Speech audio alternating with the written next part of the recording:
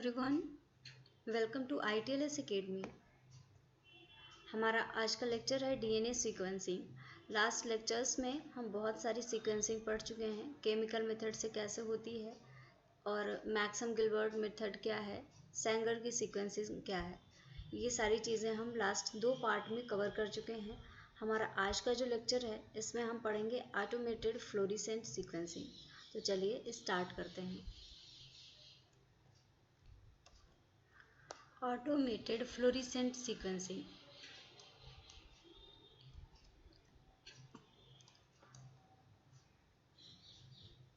The chemistry for automated sequencing is the same as described for manual sequencing.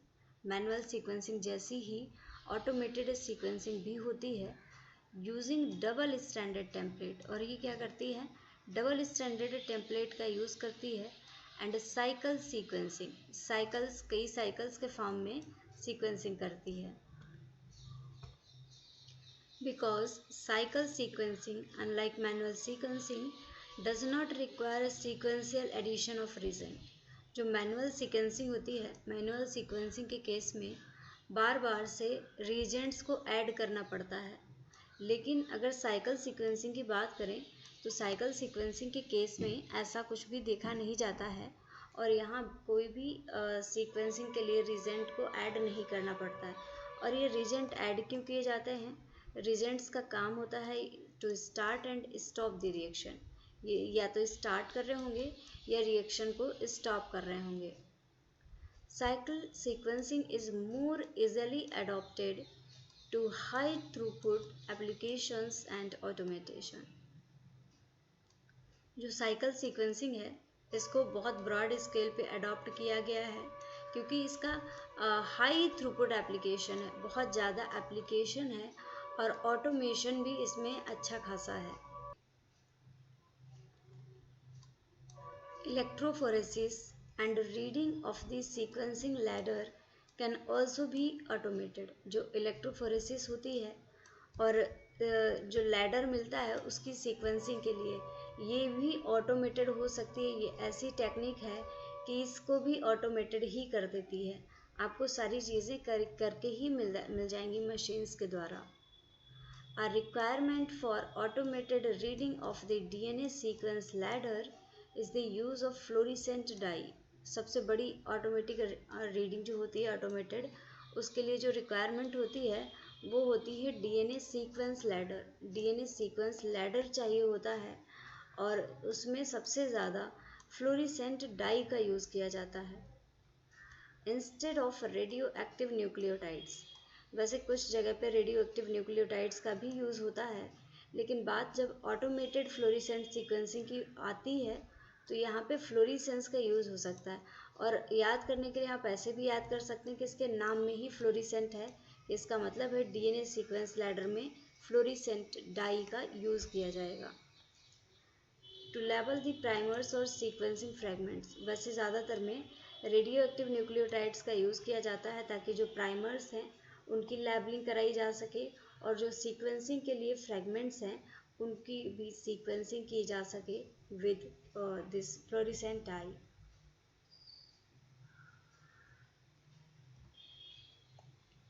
Next है approaches to automated sequencing. Automated sequencing की approach क्या क्या है, कहाँ कहाँ है? So there are 2 approaches to automated fluorescent sequencing. इसके लिए 2 अप्रोचेस हैं। पहला है डाई प्राइमर और डाई टर्मिनेटर सीक्वेंस। ये 2 अप्रोच हैं दिस ऑटोमेटेड सीक्वेंसिंग की। The goal of both approaches is same. Approach अलग अलग हैं, प्राइमर को डाई कर दिया या फिर टर्मिनेटर सीक्वेंस को डाई कर दिया, लेकिन दोनों का ही गोल सेम होता है, दोनों का ही एम सेम है कि उनको करना क्या है, करना है to label the fragments synthesized during the sequencing reaction.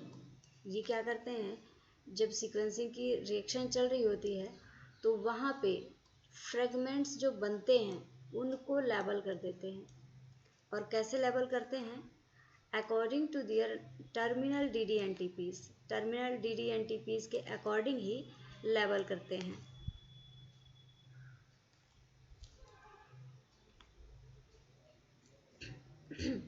Thus, fragments ending in DD-ATP read as A in the sequence. जो सीक्वेंस, अगर कोई भी सीक्वेंसिंग चल रही है उसमें यहाँ पे कहीं पे A है, यहाँ पे आके DD-ATP ज्वाइन हो गया है, तो आप क्या करेंगे, आप इस सीक्वेंस को A ही कंसीडर करेंगे and will be labelled with a green die. और A के लिए सेंगर सीक्वेंसिंग में, दिस ऑटोमेटेड सीक्वेंसिंग में आप ग्रीन कलर की डाई का यूज़ करते हैं। तो जहाँ भी आपको ग्रीन कलर का फ्लोरिसेंस मिलेगा आप समझ जाएंगे कि यहाँ पे हमारा ए न्यूक्लियोटाइड प्रेजेंट है। फ्रेगमेंट्स एंडिंग इन DD-CTP, ऐसे फ्रेगमेंट्स जो कि DD-CTP से एंड होते हैं, रीड एज सी इन दी सीक्वेंस, इनको सी रीड किया जाता है। और अगर कलर की बात करें तो will be labelled with a blue die, इनको ब्लू डाई की मदद से लेबल किया जाता है। कलर्स आप याद रख सकते हैं, बहुत ज़्यादा ज़रूरी नहीं है, स्टिल आपको प्रैक्टिकल नॉलेज होनी चाहिए तो इसके लिए याद कर सकते हैं। फ्रैगमेंट्स एंडिंग इन DD-GTP, जो GTP में जो फ्रैगमेंट्स एंड होते हैं उनको G की तरह रीड किया जाता है and will be labelled with a black और येलो डाई। अब इनको ब्लैक या येलो दोनों ही कलर से कह सकते हैं कि लेबल किया जा सकता है अगर DD-GTP का केस होता है। And fragments ending in DD-TTP, ऐसे फ्रेगमेंट्स जो DD-TTP में एंड होते हैं इनको T रीड किया जाता है सीक्वेंस में और इनको लेबल किया जाता है रेड कलर की डाई से। तो आप देख सकते हैं यहाँ पे हर एक DD एंड TP का अलग अलग कलर दिया गया है कि अगर मैं लिख के बता दूँ आपको, अगर A है तो उसके लिए आप ग्रीन डाई का यूज़ करेंगे, अगर आपको G मिल रहा है तो आप यहाँ पे ब्लू डाई का यूज़ करेंगे, अगर आपको C मिल रहा है, ये ब्लू C के लिए मिलता है, सॉरी मैंने गलती से लिख दिया, अगर G मिल रहा है तो G के लिए यूज़ होगा ब्लैक या फिर येलो, और अगर T आपको मिल रहा है तो आपको रेड कलर का फ्लोरिसेंस देखने को मिलेगा। तो इस पूरी स्लाइड में है तो काफ़ी बड़ा, लेकिन सिर्फ इसका एक्सट्रैक्ट इतना है कि आपको ये याद रखना है कि DD-ATP जहाँ पे एंड होगी वो होगा A और लेबल होगा ग्रीन से, DD-CTP जहाँ पे एंड होगी वहाँ पे आपको C वाला फ्रेगमेंट मिलेगा और ब्लू कलर का फ्लोरिसेंस मिलेगा, क्योंकि ब्लू कलर की डाई से ही लेबल कर दिया जाता है। नेक्स्ट अगर बात करें G की, अगर G मिल रहा है तो मतलब है यहाँ पे ब्लू या येलो कलर का फ्लोरिसेंस मिलेगा, और अगर DD-TTP अगर आपकी T पे एंड हो रही है तो हाँ यहाँ पे आपको रेड कलर का सीक्वेंस मिल जाएगा। तो कुछ इस तरीके से ये ऑटोमेटेड सीक्वेंसिंग के द्वारा डिटेक्शन किया जाता है।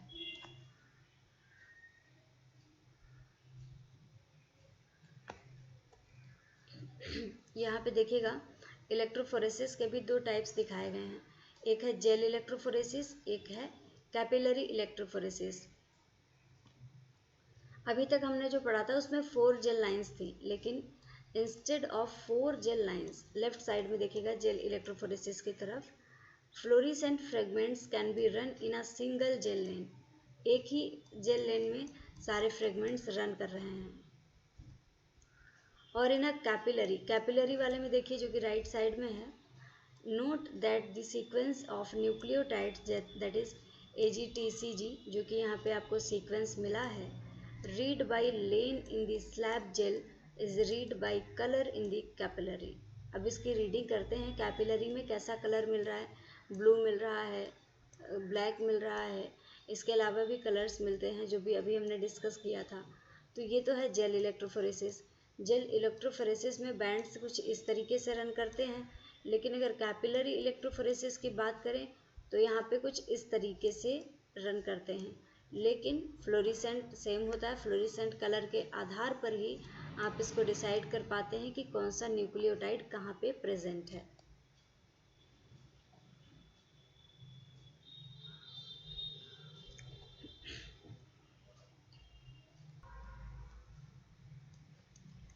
The dye molecules are attached covalently. सबसे इम्पॉर्टेंट पॉइंट, बहुत इम्पॉर्टेंट, इसको बिल्कुल भी भूलना नहीं है कि जो डाई के मॉलिक्यूल्स होते हैं वो कोवैलेंटली अटैच्ड होते हैं। और अटैच कहाँ से होते हैं? 5 prime end of the primer, primer के 5 प्राइम एंड से ये कोवैलेंट बॉन्ड के थ्रू अटैचमेंट इनका होता है ड्यूरिंग केमिकल सिंथेसिस, जबकि केमिकल सिंथेसिस इनकी हो रही होती है।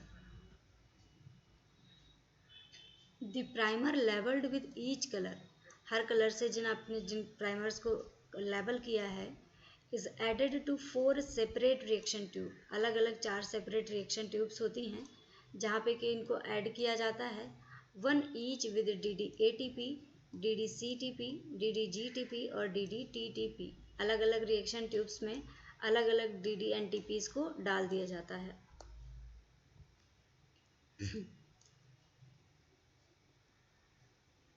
After addition of the rest of the components of the sequencing reaction, sequencing reaction में जिन जिन compounds की components की ज़रूरत पड़ती है, एक बार जब उन सबका addition हो जाता है, उनको add कर दिया जाता है, तो rest of the जो components होते हैं उनका sequencing reaction में addition करने के बाद में and of a heat stable polymerase, इसके साथ में एक heat stable polymerase का भी यूज़ करते हैं।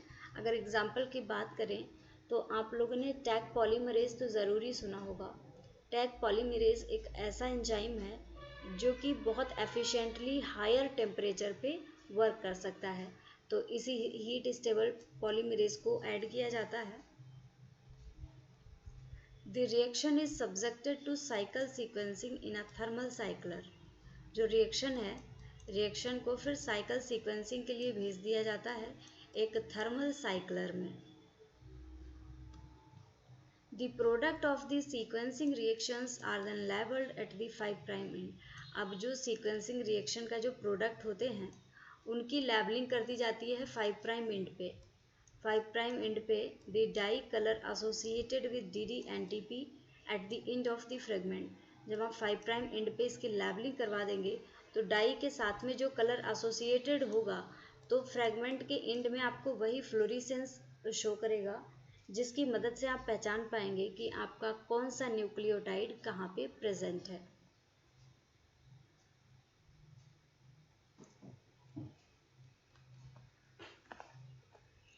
यहाँ पे देखिएगा इसका डायग्राम दिखाया गया है। फ्लोरिसेंस सीक्वेंसिंग केमिस्ट्री, किस तरीके से सीक्वेंसिंग हो रही होती है। Dye primer sequencing uses labelled primer, ये वाला जो डायग्राम है इसमें ये दिखाया गया है कि जो डाई प्राइमर सीक्वेंसिंग होती है उसमें लेबल्ड प्राइमर्स होते हैं। The product of all 4 reactions are resolved together in 1 lane of a gel और इन ए कैपिलरी। अब जो भी प्रोडक्ट बनता है चारों ही ट्यूब्स का, उसको या तो जेल इलेक्ट्रोफोरेसिस से या फिर कैपिलरी इलेक्ट्रोफोरेसिस की मदद से रिजॉल्व कर लिया जाता है। यूजिंग डाई टर्मिनेटर, बी वाले पे आते हैं, यहाँ पे डाई टर्मिनेटर का यूज़ किया है। So only 1 reaction tube is necessary, इसलिए अब जब डाई टर्मिनेटर यहाँ पे मौजूद है तो एक ही रिएक्शन ट्यूब से काम चल जाता है। Since all the fragments can be distinguished directly by the dye deoxy nucleotide on their free prime end, क्योंकि जितने भी आपके लेबल्स होते हैं लेबलिंग 3 प्राइम एंड पे होती है और जो भी DDNTPs हैं उनकी मदद से आप फ्रेगमेंट्स को इजीली डिस्टिंग्विश कर पाते हैं। डायग्राम में देखिएगा ये ऑटोमेटेड डाई प्राइमर की सीक्वेंसिंग दिखाई गई है। इसमें डाई प्राइमर डाला, प्राइमर के एडिशन के बाद में अब ये प्राइमर ए के लिए है तो जहाँ भी इसको ए मिलेगा वहीं पे ये रुक जाएगा, स्टॉप हो जाएगा। नेक्स्ट देखिएगा अगला डाला गया DDCTP, DDCTP में जहाँ जहाँ इसको सी मिलेगा ब्लॉक हो जाएगा। इसी तरीके से DDGTP और DDTTP का काम चलता है। अगले में दिखाया गया है ऑटोमेटेड डाई टर्मिनेटर सीक्वेंसिंग। इसमें टर्मिनेशन हो जाता है, इसीलिए एक ही फ्रेगमेंट जिसको आप देख रहे हैं उसको डायरेक्टली डिस्टिंग्विश कर पाते हैं क्योंकि जो DDNTP है वहाँ उसके 3 प्राइम एंड से जाके जुड़ जाती है।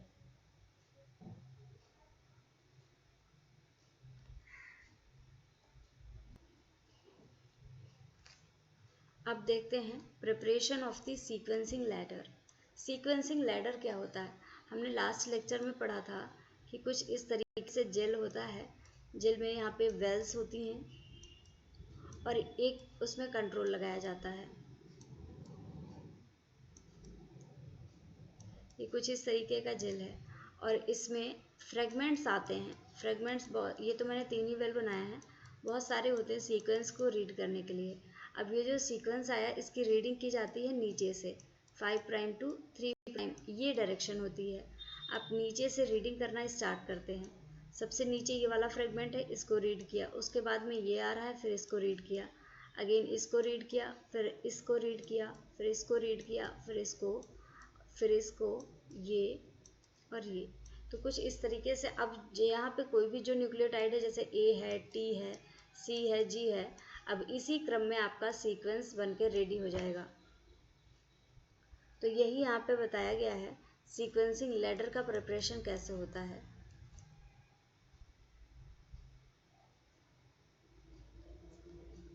Preparation of the sequencing ladder. After a sequencing reaction using fluorescent dye terminator, कोई ऐसी sequencing reaction जो कि fluorescence dye terminators का use कर रही है, so excess dye terminator must be removed from the sequencing ladder. आपने ऐड तो कर दिया डाई टर्मिनेटर का, लेकिन अगर एक्स्ट्रा है, कोई एक्सेस डाई टर्मिनेटर वहाँ पे प्रेजेंट है, तो उसको सीक्वेंसिंग लैडर से तुरंत ही हटा देना चाहिए, रिमूव कर देना चाहिए। Sequencing ladders can be cleaned with columns or beads or by ethanol precipitation. अब sequencing ladders को क्लीन करने के लिए 2-3 मेथड्स बताए गए हैं। इनको क्लीन करने के लिए आप कॉलम्स का यूज़ कर सकते हैं या फिर बीड्स का यूज़ कर सकते हैं। बीड्स की मदद से भी आप सीक्वेंसिंग लैडर को क्लीन कर सकते हैं।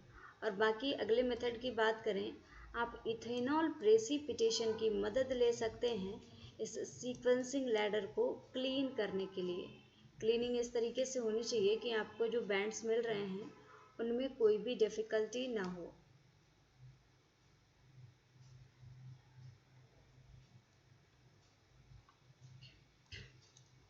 The fragments of the sequencing ladder should be completely denatured. जो सीक्वेंसिंग लैडर के जो फ्रेगमेंट्स होते हैं, ऐसा नहीं आपने डबल स्ट्रैंडेड डीएनए डाला और पूरा का पूरा जेल में रन करा दिया, ऐसा नहीं होता। पहले न्यूक्लियेसेस की मदद से इनको क्लीव कराना पड़ता है, इनके छोटे छोटे से बहुत सारे टुकड़े बनाने पड़ते हैं। ऐसे बहुत सारे जब फ्रेगमेंट्स बन जाते हैं तब इनको जेल पे रन कराया जाता है।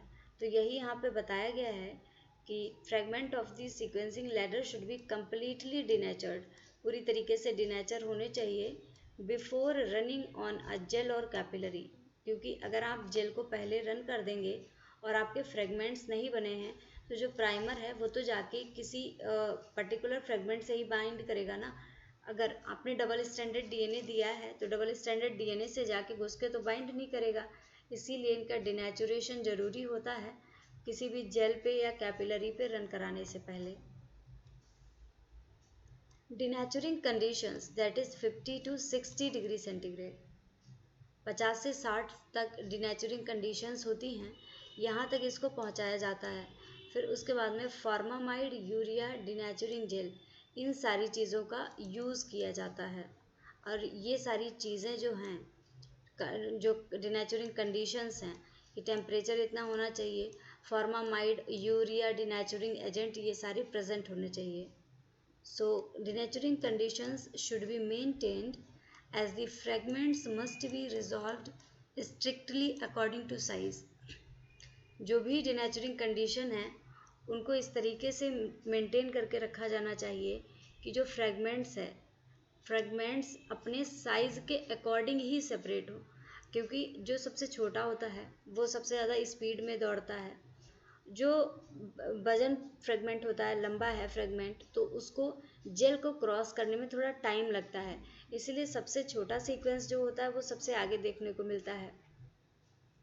तो डिनेचुरिंग कंडीशंस में ये भी ध्यान रखना चाहिए कि जो डिनेचुरेशन की प्रोसेस हो रही है उसमें फ्रेगमेंट्स अपने साइज के अकॉर्डिंग, स्ट्रिक्टली अपने साइज के अकॉर्डिंग ही इल्यूट आउट होने चाहिए।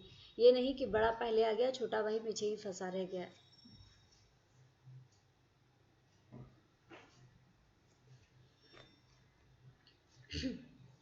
अब आता है electrophoresis and sequence interpretation. Electrophoresis कैसे की जाती है और सीक्वेंस इंटरप्रिटेशन कैसे होता है।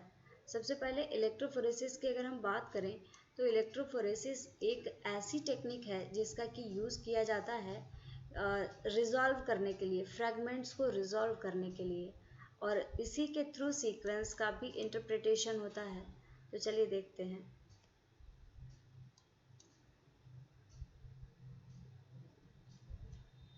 Fluorescent detection equipments yield result as an electropherogram। सबसे ज़्यादा इम्पोर्टेंट चीज़ कि जो फ्लोरिसेंट डिटेक्शन होता है वो उसको बोलते क्या हैं, वो जो रिजल्ट्स मिलते हैं उन रिजल्ट्स को क्या नेम दिया जाता है। तो इन रिजल्ट्स को नेम दिया जाता है इलेक्ट्रोफेरोग्राम। जो भी आपको फ्लोरिसेंस मिल रहा है उसका जो ग्राफ होगा उसको हम इलेक्ट्रोफेरोग्राम बोलेंगे। याद करके रखिएगा, कहीं भी पूछा जा सकता है। रेदर देन अ जेल पैटर्न, जेल पैटर्न को यहाँ पे यूज़ नहीं करते हैं, डायरेक्टली इलेक्ट्रोफेरोग्राम का यूज़ कर लेते हैं। Just as the gel sequence is read from the smallest, जो जेल सीक्वेंस होता है ये सबसे छोटे वाले से इसकी रीडिंग की जाती है क्योंकि ये फास्टेस्ट माइग्रेटिंग होता है। जो सबसे छोटा साइज में है उसको क्या है, दौड़ के पहुंच गया सबसे आगे, तो सीक्वेंस भी उसी तरीके से ही रीड किया जाता है कि जो सबसे पहले पहुंच गया है, सबसे आगे मिल रहा है, तो समझ जाना चाहिए कि ये स्मॉलेस्ट फ्रेगमेंट है, फास्टेस्ट माइग्रेटिंग फ्रेगमेंट है, और इसको आप सबसे पहला फ्रेगमेंट मान लेते हैं। Fragments to the largest, the automated sequencer reads or calls the bases from the smallest, that is fastest migrating fragments that first pass the detector to the largest। होता क्या है, जो बड़े वाले सीक्वेंस होते हैं वो इतनी जल्दी जेल को क्रॉस नहीं कर पाते हैं, तो ये स्मॉलेस्ट जो बेस है उसके अकॉर्डिंग ही रन करते हैं, क्योंकि स्मॉल वाले तो बहुत जल्दी आगे पहुंच जाते हैं, तो उसी के बेस पे ये बड़े बड़े जो फ्रेगमेंट्स हैं ये उसके पीछे पीछे आते रहते हैं और इनको डिटेक्ट कर लिया जाता है।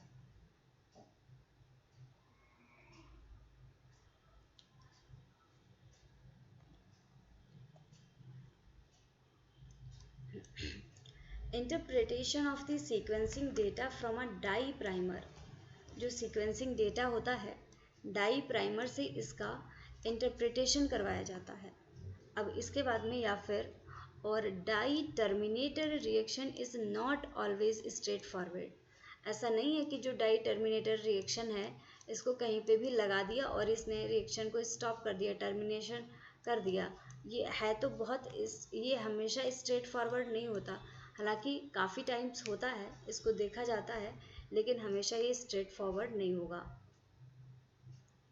The quality of the electropherogram, electropherogram जिसके द्वारा आप डिटेक्ट करते हैं, depends on the quality of template. Electropherogram में आपको कैसा विजुअलाइजेशन मिलेगा ये डिपेंड करेगा कि आपका जो टेम्पलेट था उस टेम्पलेट की क्या क्वालिटी है, क्वालिटी ऑफ टेम्पलेट पे डिपेंड करेगा। The efficiency of sequencing reaction, जो सीक्वेंसिंग रिएक्शन है वो कितनी एफिशिएंटली हो रही है, कितने अच्छे से हो रही है, इस पे भी डिपेंड करेगा कि इलेक्ट्रोफेरोग्राम की क्वालिटी क्या होगी। And the cleanliness of the sequencing ladder, इसके अलावा जो सीक्वेंसिंग लैडर है वो कितनी क्लीन है इस पे भी डिपेंड करेगा कि इलेक्ट्रोफेरोग्राम की क्वालिटी क्या आने वाली है।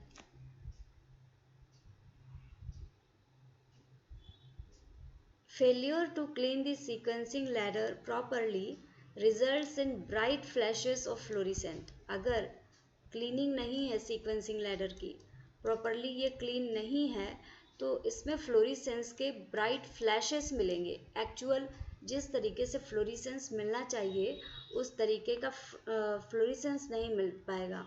यहाँ पे डाई ब्लॉब्स देखने को मिलेंगे। ये जो ब्राइट फ्लैशेस होते हैं इन्हीं को डाई ब्लॉब्स भी बोला जाता है, आप इसको याद कर सकते हैं क्योंकि क्वेश्चन किसी फॉर्मेट में भी आ सकता है। Die blobs that obliterate parts of the sequence read. Poor starting material results in a poor quality sequence. अगर जो स्टार्टिंग मटेरियल है उसकी ही क्वालिटी लो है तो जो सीक्वेंस होगा उसकी क्वालिटी तो अपने आप ही लो हो जाएगी। And that can not be read accurately. अगर जब सीक्वेंस की क्वालिटी ही अच्छी नहीं है तो उसको एक्यूरेटली रीड करने का कोई सवाल ही नहीं उठता।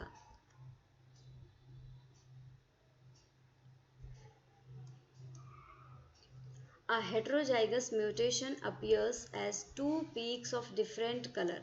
वैसे तो peaks ऐसे मिलती हैं, लेकिन अगर heterozygous mutation है तो उसमें दो peaks देखने को मिलेंगी आपको। दोनों ही बराबर भी हो सकती, कम ज़्यादा भी हो सकती हैं। इसलिए जो heterozygous mutation का केस होगा वहाँ पे दो peaks देखने को मिलेगी directly on top of one another. और ये जो peaks होंगी ये एक दूसरे के ऊपर ही होंगी। इस तरीके से बैंड्स भी मिलेंगे। तो इनका अगर ग्राफ ड्रा करूं मैं तो कुछ इस तरीके से इनकी पीक देखने को मिलेगी। कुछ इस तरीके से एक दूसरे के ऊपर ही इनकी पीक देखने को मिलेगी। That is at the same position in the electropherogram. Electropherogram में इन दोनों की ही पोजीशन एकदम से सेम आएगी क्योंकि ये ओवरलैप कर रहे हैं एक दूसरे को। इसे मैंने दिखाने के लिए थोड़ा सा अलग बनाया है, लेकिन ये दोनों एक ही जगह पे होंगे और एक ही बैंड देंगे। The overlapping peaks should be about half the height of the rest of sequence. जो ओवरलैपिंग पीक है वो बाकी सारे सीक्वेंसेस से लगभग आधी हाइट की होती है। हेट्रोजाइगस डिलीशन और इंसर्शन, अगर कोई डिलीशन हो जाता है, कोई इंसर्शन हो जाता है, दैट इज कोई भी बाहर का न्यूक्लियोटाइड अंदर आ गया है या बाहर चला गया है, इस तरीके का कोई म्यूटेशन देखा जाता है। Example the BRC frame shift mutation, या फिर फ्रेम ही शिफ्ट हो गया है कि पहले आप AUG पढ़ रहे थे और इसके आगे CCT कुछ भी है, तो पहले आप AUG पढ़ रहे थे, अगर आप यहाँ से इस C को निकाल देंगे तो आपको अगला सीक्वेंस क्या मिलेगा, C निकल जाएगा। तो AUG तो पूरा मिल जाएगा लेकिन CT और फिर उसके बाद में अगला जो कोई भी न्यूक्लियोटाइड होगा उसका सीक्वेंस मिलेगा। So this affect all positions of the sequence downstream of the mutation. Heterozygous deletion या insertion है तो ये सीक्वेंस के सारी ही पोजीशंस को अफेक्ट करेगा और जो डाउनस्ट्रीम म्यूटेशंस हैं उनकी भी पोजीशंस को अफेक्ट करेगा। And this are more easily detected, और इसी वजह से इनको बहुत इजीली डिटेक्ट किया जा सकता है क्योंकि जो डिलीशंस हैं, इंसर्शंस हैं या कोई भी तरीके के म्यूटेशंस हुए हैं तो उनको डिटेक्ट करने में कोई भी प्रॉब्लम नहीं आती है, बहुत इजीली डिटेक्ट किया जा सकता है।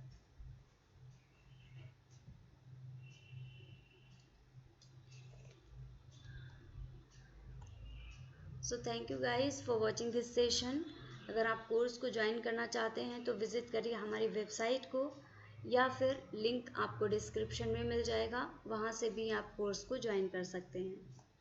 फॉलो करिए ITLS अकेडमी को on various social media platforms like Instagram, Facebook, Twitter, YouTube, WhatsApp and LinkedIn. Also subscribe to our YouTube channel and get the app of ITLS Academy from Google Play Store so that you can easily access all the courses and the informations about ITLS Academy. So thank you for watching. Like this video, share and subscribe to our YouTube channel. If you are having any query or any doubt, then feel free to contact on our helpline number 7080833450। आप हमारी website भी visit कर सकते हैं, that is www.itlsacademy.com। इसके अलावा आपको कोई भी डाउट है सिलेबस के रिलेटेड, आपका जो कोर्स चल रहा है, आपकी जो ट्रेनिंग चल रही है उससे रिलेटेड, तो आप वो डाउट्स भी अपने पूछ सकते हैं। कमेंट सेक्शन में कमेंट करिए, उनको आपको रिस्पॉन्ड किया जाएगा। या कोई भी चीज़ की जानकारी आप लेना चाहते हैं तो आप हमें मेल भी कर सकते हैं itlsacademy@gmail.com पे, और आप डायरेक्टली हेल्पलाइन नंबर से भी पता कर सकते हैं। आप अपना जो चीज़ें जानना चाहते हैं वो जान सकते हैं। So thank you everyone, thank you again for watching this session.